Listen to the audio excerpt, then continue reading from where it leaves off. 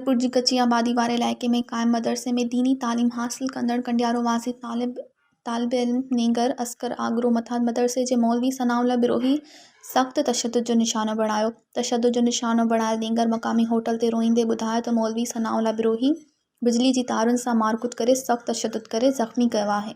मौलवी बिला जवाज़ mobile phone रखण जो इल्ज़ाम हणी सख़्त तशद्दुद कयो। हुन चयो त मौलवी ज़ालिम इंसान आहे जेको मदरसे खे पंहिंजी जागीर समझे थो। मूं जहिड़े मिसकीन ॿारनि खे तशद्दुद जो निशानो बणाए रहियो आहे।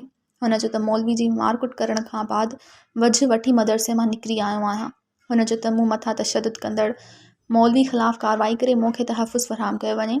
जॾहिं त राणीपुर पुलिस कार्रवाई करे तशद्दुद कंदड़ पुलिस सनाउल्लाह बिरोही खे गिरफ़्तार करे मथसि सरकार जी फ़रियाद ते केस दाख़िल करे छॾियो आहे। मज़ीद खबरों और तफ़सीलात के लिए विज़िट करें हमारी वेबसाइट www.awamiNewsHD.com।